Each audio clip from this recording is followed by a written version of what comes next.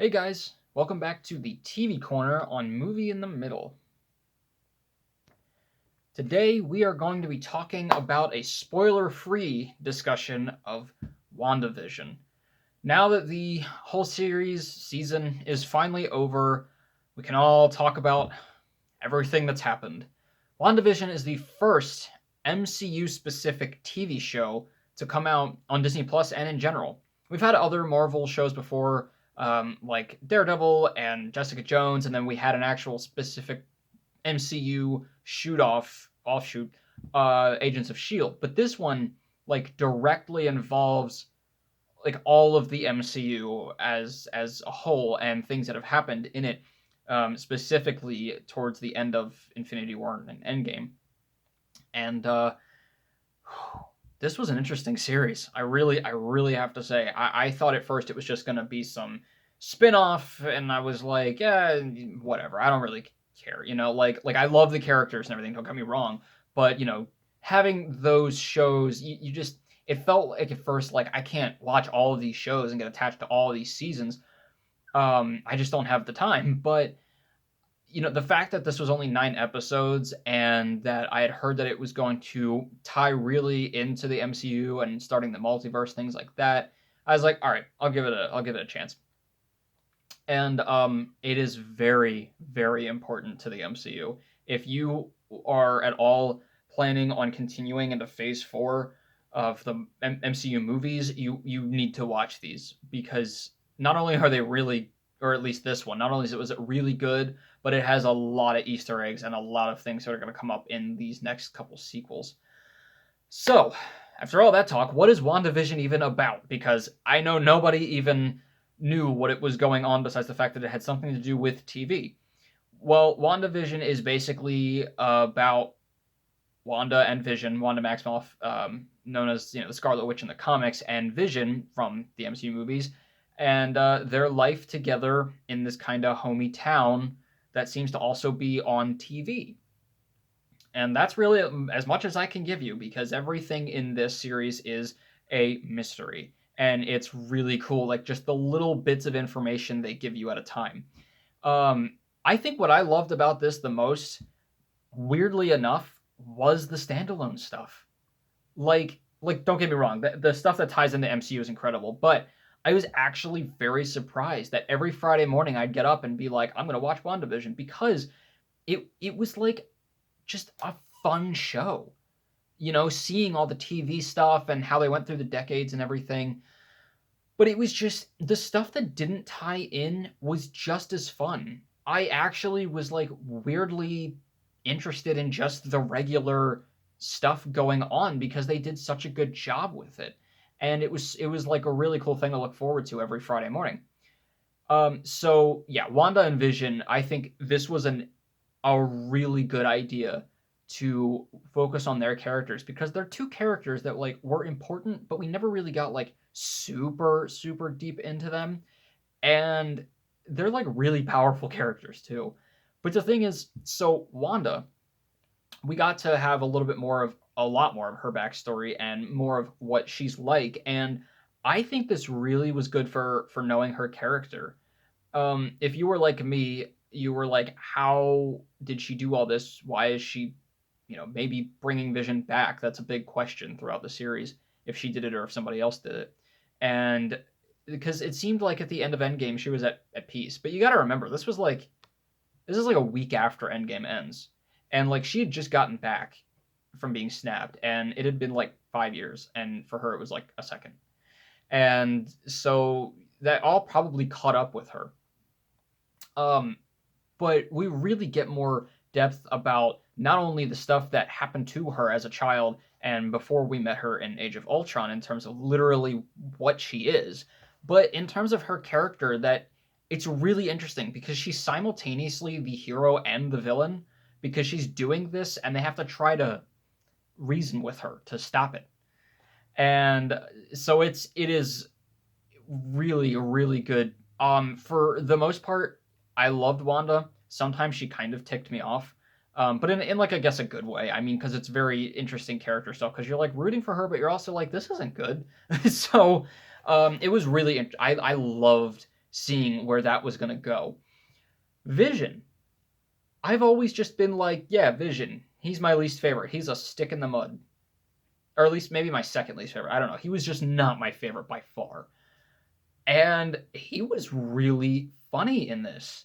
Like, I actually like Vision now because he got to a point where he's like, what is going on? And it's just really funny. Like, he does a really great job. Paul Bettany played a wonderful version of this Vision, Vision,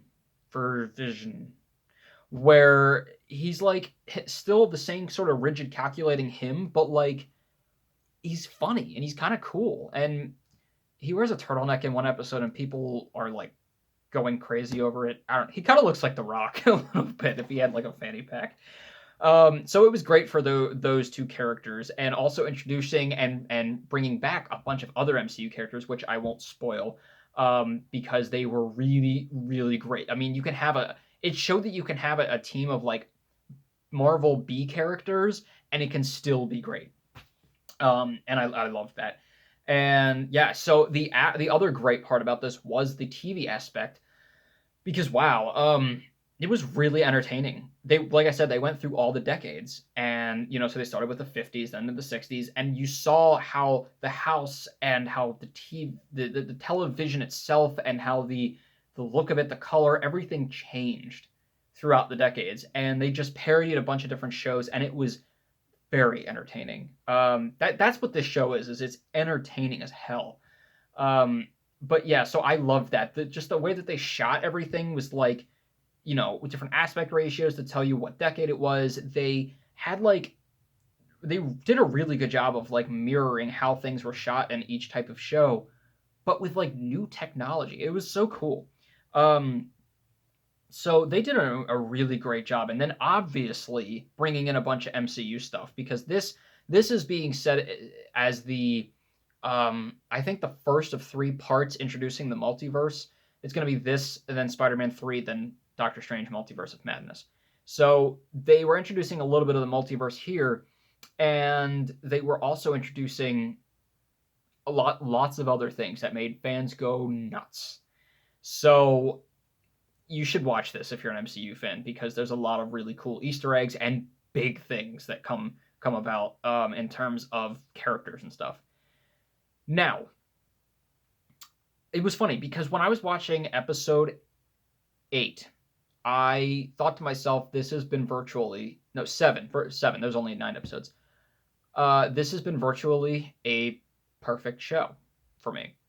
They do introduce something at the end of episode 7 that is sort of the series twist. And while I was fine with it and I liked it, I didn't feel it was necessary. There were some mysteries and things going on, but I felt that it kind of took away from what we were already trying to get. It felt like we were already coming to a head of like someone versus someone, or just like, what are we going to do about Wanda, and she's the center of all of this. And then it just seemed like they threw in this other thing to sort of redirect the focus a little bit, and I didn't think it was necessary. Although I do understand from the finale now why, because it's something to do with Wanda's character and what she becomes. I just felt that it wasn't complete. It was kind of out of the blue, I think, and it was cool. I will say that, but I just thought it wasn't necessary. That's the only way I can describe it. And then they do it again with an even more unnecessary character, I feel, that didn't need to be there. And honestly, I think this gets to my big critique, which is the last episode. People were very underwhelmed by the last episode. I didn't think it was horrible or anything. Like, in terms of MCU standards, like, or just movie standards, TV show standards, it was still phenomenal. They don't really make bad stuff. It just, I think, was a little disappointing because they had set up for, like, I think episodes 5, 6, and 7 that they're doing a lot of big things here. And they didn't quite deliver on that. Now, I will say it's not fair to have a bunch of fan theories and to be like, I bet Harry Potter's going to come up in this. And then you watch the episode and you're like, God, they didn't put Harry Potter in that. And then you're mad. Like, you have to have fan theories with a grain of, take them with a grain of salt, because they can say whatever they want, and then, it seems like it's disappointing when really it's like, well, that's not how the show was going to go. You just expected it differently. But that being said, they did try to do some things that they set them up early on, and then they don't do much with them in the last episode. Specifically with two big characters, one who is developed over the series, and one who is a very big surprise halfway through, and then just doesn't do anything. Um, Again, it's kind of like that's like sort of like a middle thing for me. Like I'm right in the middle of, I get the fan theories are, not fair for what they were already writing for the show, but also you should have done more with that. It just seemed like the last episode was sort of safe. It was focused on too many things that didn't need to be there, so it took away focus from some things that we really wanted to actually see. But that being said, it's still really, really cool, and it's much more into the fantastical, magical parts of the MCU and superheroes, which was really, really cool. Um, I thoroughly enjoyed this series. Like even on its like bad episodes, it was still incredibly entertaining. I loved the TV aspect. I thought it was genius. Everything that they did, that having to do with the TV stuff and all. I was very excited that it was actually part of the MCU and we were seeing MCU people in it.